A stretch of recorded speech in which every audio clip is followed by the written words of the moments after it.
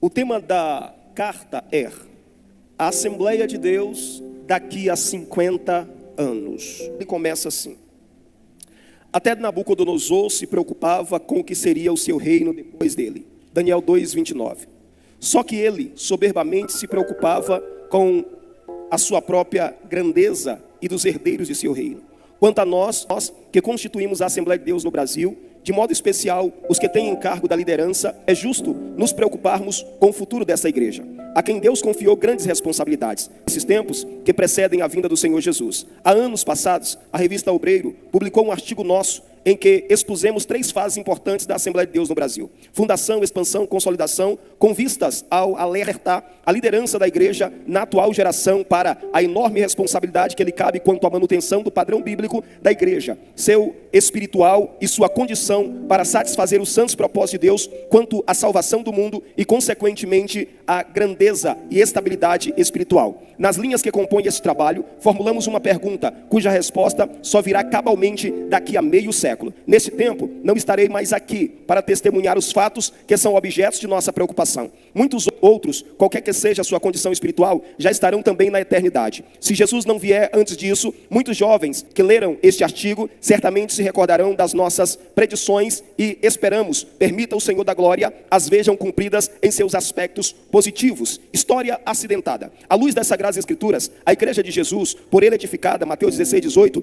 não deveria ter uma história tão acidentada, incluindo frequentes e longos períodos de retrocessos e derrotas a que os séculos têm testemunhado. Isto tem acontecido todas as vezes que os homens têm falhado no cumprimento da missão divina. Jesus entregou a direção da sua igreja a homens, a quem chamou e vocacionou com vistas ao aperfeiçoamento dos santos para o desempenho do seu serviço, para a edificação do corpo. Efésios 4:11 e 14. Há certamente nos anais do tribunal de Cristo farto registro de muitos que em diferentes épocas, em suas respectivas gerações, cumpriram fielmente a divina missão e contribuíram satisfatoriamente para que a igreja atingisse metas estabelecidas por Cristo. Também deve haver nota nos seus dias, pelos motivos que bem lhes parecer, inconscientes ou teimosamente, egoístas ou displicentes, levaram a igreja do Senhor ao nível de mera organização religiosa, inoperante e sem vida. Apocalipse 3:1. Desunião entre ministros. O espaço não permite enumerar os fatores que têm prejudicado a igreja. Dentre os muitos, a desunião entre os ministros figura entre os que mais têm contribuído para grandes males. Malditos os encontros, malditos os discursos, malditas as decisões que têm contribuído para lançar discórdia no seio da igreja de Deus e semear intriga entre irmãos em Cristo.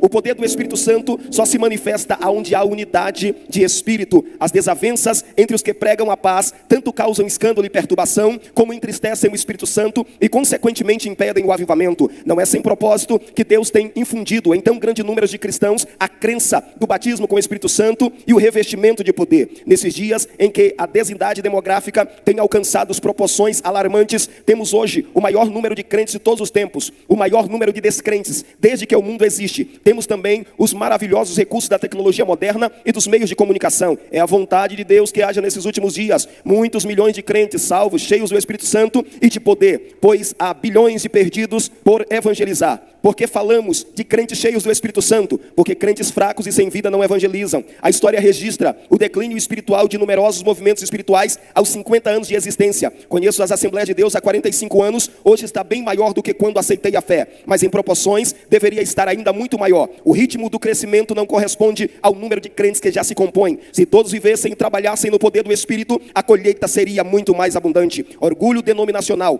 Passamos à grande pergunta: o que será das Assembleias de Deus daqui a 50 anos? Percebo que é bem alto o número de pessoas que necessitam de maior e mais profunda experiência com Deus, que tenham realmente experiência da salvação e do novo nascimento. Receio que estejam muito estreito o vínculo divisório entre a igreja e o mundo. Parece-me que forças estranhas estão empenhadas por obliterá-las. Para isto está contribuindo os que substituem a simplicidade e a modéstia cristãs pelas modas e costumes mundanos, os que desprezam a meditação na palavra de Deus, a oração pelos programas formalistas e que se ocupam ocupam só dos ensaios, os que fogem da escola dominical e da evangelização por comodismo ou displicências, e que passam o domingo na praia, ele diz, os que deixam os cultos pelas novelas, e os que têm a responsabilidade do ministério, mas não suprem a prescrição divina. Prega a palavra, instas, a tempo e a fora de tempo, corrige, repreendas, exaustes, com toda a longanimidade, 2 Timóteo 4:2. Já vimos muitos púlpitos sem mensagem e muitas pregações sem conteúdo bíblico e espiritual. Aí estão os que exercem o ministério como meio de ganhar a vida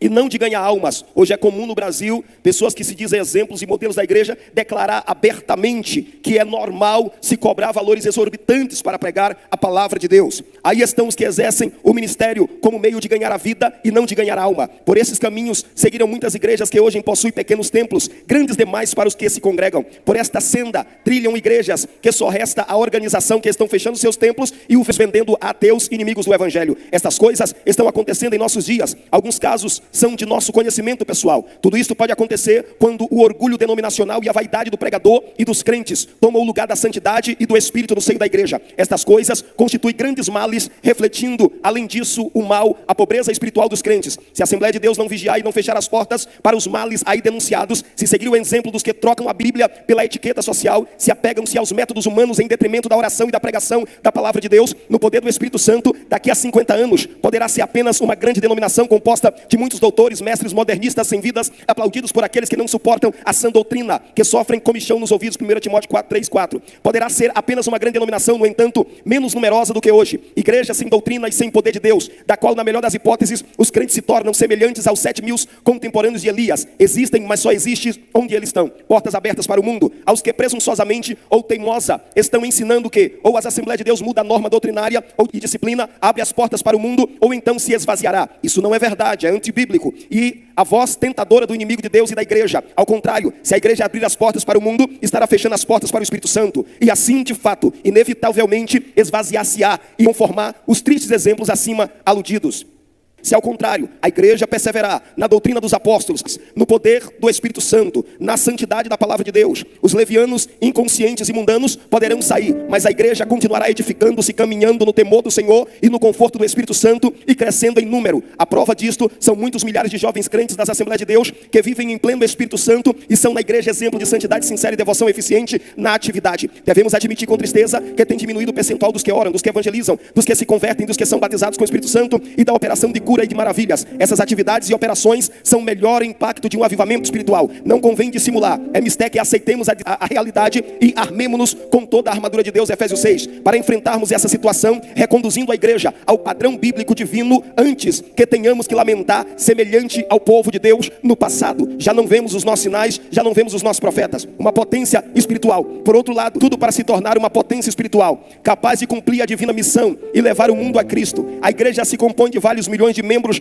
na maioria jovens. Possuem em suas fileiras muitas pessoas com diferentes cursos universitários e já se projeta no cenário político nacional. Com todo este potencial colocado nas mãos de Deus, corrigindo as falhas já registradas, promovendo o reajustamento da verdadeira fraternidade entre pastores e membros em geral, reentregando total nos padrões genuinamente pentecostais, dando ênfase ao batismo com o Espírito Santo e ao real revestimento de poder pela santidade e pureza dos costumes, pela obediência à palavra de Deus e pela consagração, proporcionando ao Espírito Santo de Deus o ambiente adequado para a manifestação dos dons. Se todos pregarem a mensagem salvadora, ungida pelo Espírito Santo e ilustrada pelos bons exemplos, daqui a 50 anos, as Assembleias de Deus no Brasil terá atingido todas as classes sociais, influenciando-as positivamente com o conhecimento da verdade do Evangelho, inclusive as autoridades e o governo em todos os seus escalões. Isto, no entanto, nunca será alcançado por uma denominação simplesmente numerosa, mas por uma que trabalha e vive na santidade da palavra de Deus e no poder do Espírito Santo. O progresso e o triunfo total da igreja